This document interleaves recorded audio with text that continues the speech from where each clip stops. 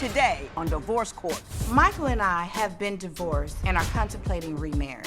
I want the judge to help us to communicate better. Karen still has this tendency to lapse back and say, I don't want to talk about it right now, and not talking about it won't resolve the issue. It just prolongs it. We have some underlying issues that we want Judge Lynn Toller to take a listen to and just give us her opinion on whether or not we should reunite. Divorce Court is now in session. Good day, ladies and gentlemen. I'm here with Karen Coleman and Michael Smiley. This is a before your vows, but it's a little different. Ms. Coleman and Mr. Smiley were married for 5 years, divorced for 20 years, and they've got a date set to get married again next month, but they're not sure. On top of that, Ms. Coleman, you've been married and divorced 4 times. And you're only 48. Yes, ma'am. So I can see why you're here, wondering how to get it right. So, Ms. Coleman, why don't you tell me a little bit about your relationship and how it ended up at this point? Well, Judge, as you said, Michael and I were married over 20 years ago, divorced, and when I came back to town a year ago, I just happened to see his brother walking down the street, and I stopped him. And I just happened to ask him how was his brother. And it just sparked it all. You know how you see somebody and you start thinking about what it used to be.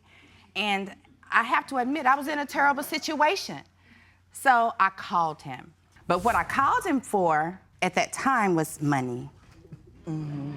So you had fallen on hard times. You saw his brother, you know, he's attached to his brother. You called him up, needed some cash. Then what happened? Within 20 minutes, this man was there. He gave me exactly what I asked for, kissed me on the cheek and left. Walked out. Is that what happened, Mr. Smiley? Exactly. That's exactly what happened. That's exactly what happened. Well, he sounds wonderful. Do you remember why you divorced him the first time? You know what, Judge? I can go back and say I was a lot immature back in those days. I was in my 20s. I was a wild child. I can put a lot of this on myself because I didn't listen to anybody. Mm-hmm. And I wouldn't let nobody tell me anything. It was what I said, how I said. When you said it? Yeah. Is that how you went through 4 husbands? Yeah. Probably. Yeah. Probably. Aren't you just a little bit scared?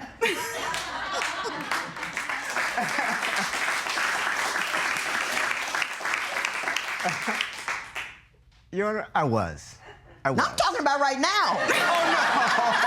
Oh, no. No, not at all right now. Do you remember why you divorced years ago? Do you remember what the issues were? No.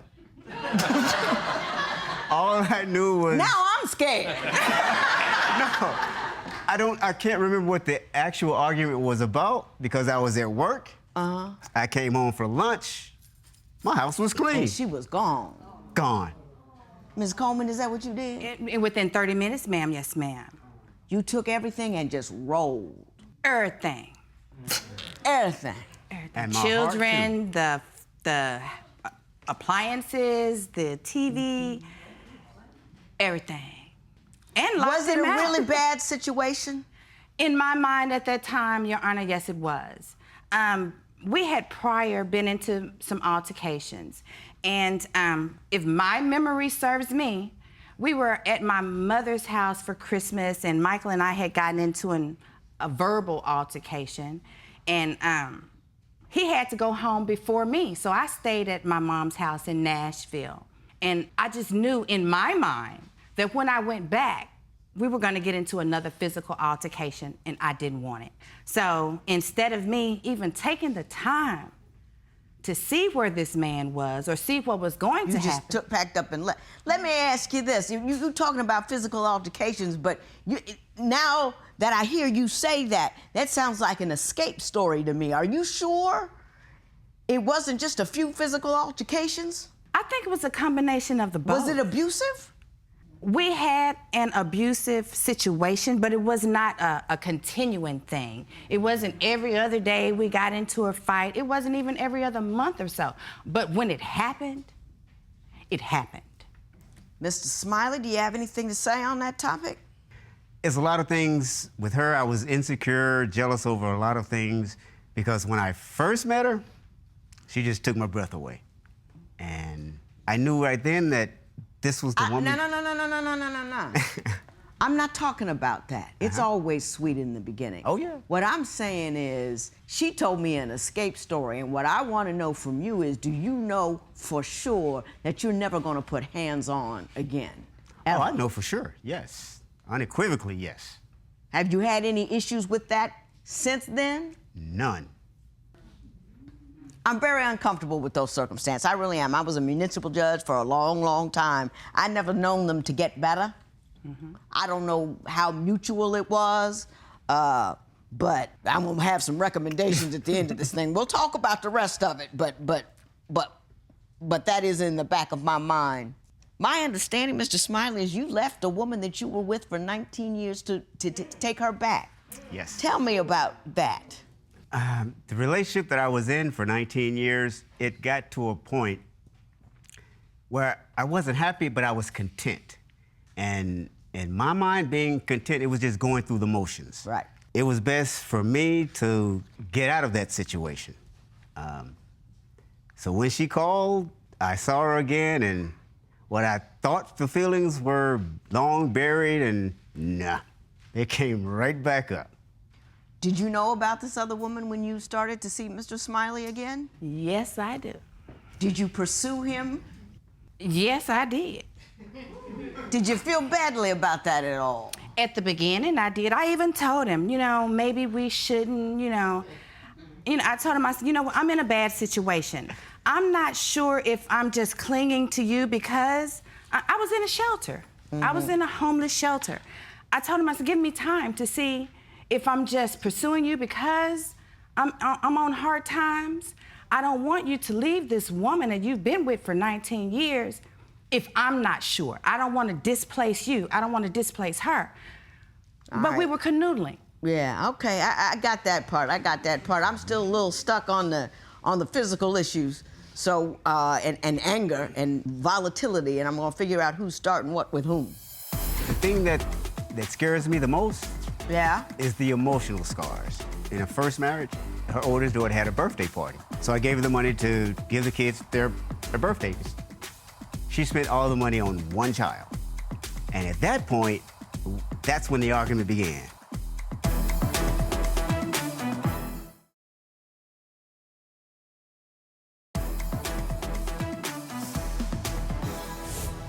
Ms. Coleman, I usually wait till a little later to go to the compatibility test, but I wanted to read something that he wrote to you.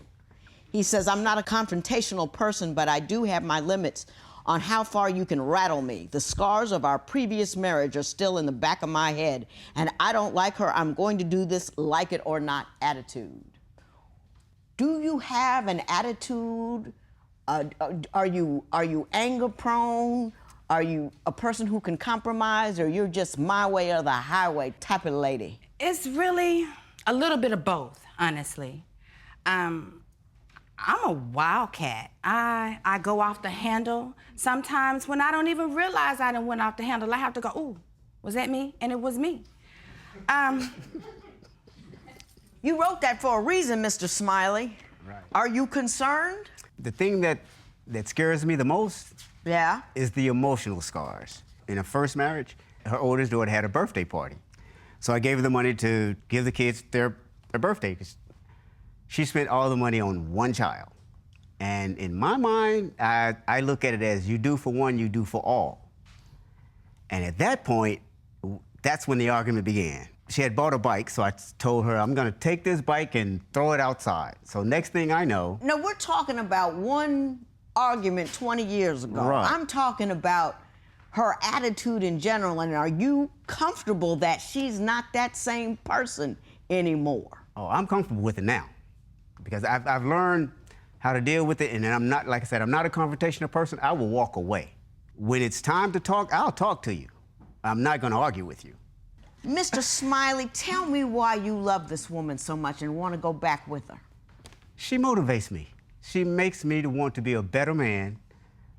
I've seen the issues that she's gone through and the improvements that she's made, and I can honestly sit here and tell you, I feel in my heart she's my soulmate. Ms. Coleman, why don't you tell me? Well, Judge, I have to go back to defend myself.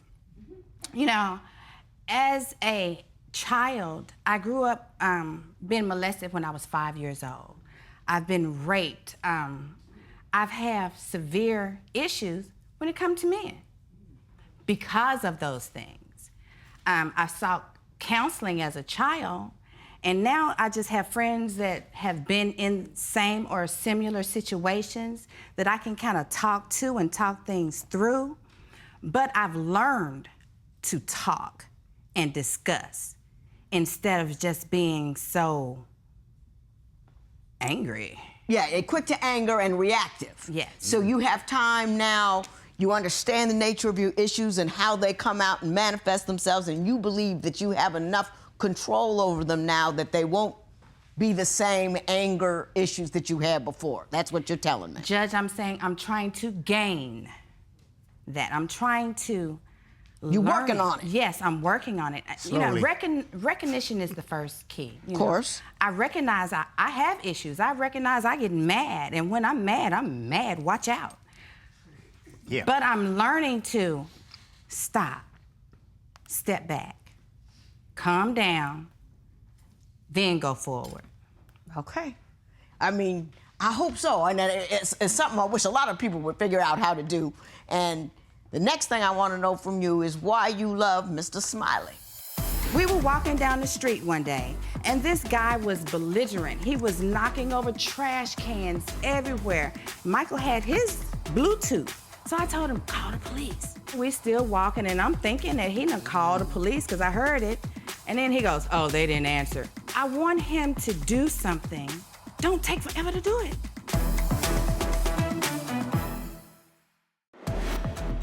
Do you think Karen and Michael should give marriage another try?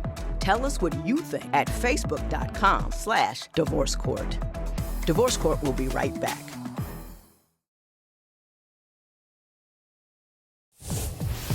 If you would like your case to be heard on Divorce Court, call us toll-free at 1-877-311-2222 or log on to our website at divorcecourt.com. Follow us on Facebook, Twitter, and Instagram at Divorce Court. So, Ms. Coleman, we've talked about your issues and your anger. I've asked Mr. Smiley, while he loves you, he believes you're his soulmate. Why don't you tell me why you love Mr. Smiley so? Judge Toller, as we know, I've been married 4 times. I've never met a man to love me and to put up with me and to take the time to understand me and to understand what I'm going through, you know, with my past. Previous relationships was like, well, it happened, you should get over it. Instead of realizing that's just something that I just can't just get over and turn off. But Michael takes the time to listen to the things that happen to me. He helps me work through it. He helps me work through my anger issues. And like he said, if we get into something, he'll get quiet and go in the other room, and I sure can't argue with myself. You said in your papers, however, in your compatibility test, that one of the issues that you had with him is that his inability to completely understand you. What do you believe he still fails to understand? Well, he calls me brash and Yeah, you did. Right here, brash. She is. Yeah. Oh, okay. She is. I thought you were denying it. We on the same page. I'm sorry. My bad. My bad. No. he calls My me mistake. brash and he says Stubborn. All Too of that. literal. Too sarcastic. Yeah. Attitude. yeah. That's what he says. Yeah, All but true. it's with reasons, you know? It's not just off the bat. With him, it's like, I want him to do something. Don't take forever to do it. Do it. You right now him to death? No, okay, I'm gonna give you an example. We were walking down the street one day, and this guy was belligerent. He was knocking over trash cans everywhere, and Michael had his Bluetooth. So I told him, call the police. You know, and I'm walking, we still walking, and I'm thinking that he done called the police because I heard it. And then he goes, oh, they didn't answer. So I'm like, so you not gonna keep calling? You know, so I need him to take the other step. Just because you stopped at this wall, take another step. Mr. Smiley, she's accusing you of being a little lackadaisical, I believe. Do you agree with that? Not at all. Not at all, Your Honor. What she's failing to tell you is she also had her phone. Now, she's telling me, well, baby, call 911. I don't want them to see you on the phone. Okay. Then when I tell her it's not connecting with my Bluetooth, she says, take your phone out and call. In my mind, if I can do it, you can do it.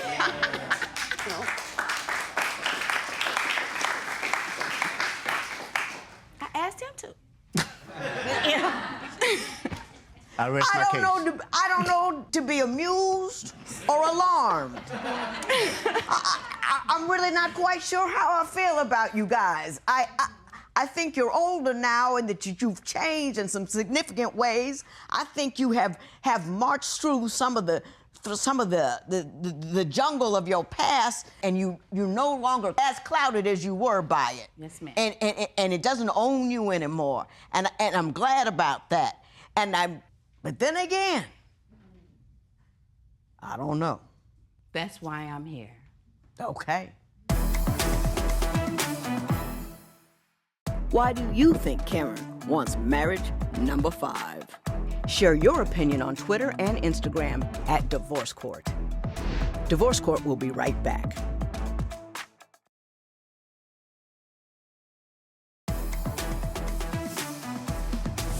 Ms. Coleman, I respect your progress and your journey. Can no one tell you that who you are based on what you've been through is wrong? You know what I mean? All you can do is be better than yesterday. And I think that's what you're trying to do every day, be better than yesterday. And I have to respect that. I have to honor that. And there's nothing, nothing anyone can say that can take that away from you. Now, Mr. Smiley, I'm going to say this to you. Are you sure? She's a terrific person, and she's grown a lot, but she ain't gonna take but so much stuff. I can tell you right now, she's got to spare. Right. Are you able to deal with all of that too in the golden years of your life? Oh, yeah. If I can't and walk... still be happy with it? Yes, Your Honor, I can. And I look at it like this. If I can't walk away, I'll roll away. Wheelchair and all. Oh, I got you. In the wheelchair. I'm with you. Mr. Smiley, Ms. Coleman, I'm going to look at it like this. I mean, you already got the date set. I think you're going to do it, and so I'm going to give you some advice. I think you have that spark from yesteryear, and I want to make sure that spark stays lit. So don't ignore it. You have to have a program and a process for conflict, conversations, compromises, needs, wants, desires. Don't think because you're soulmates or you're reliving that lost love that it's going to be easy. It's not going to be easy. Being married is difficult, and you have to approach it like grown folks as a process. And if you approach it like a process, you might actually have some success. So I'm going to give you the marriage license, wish you the best, and many happy returns of the day.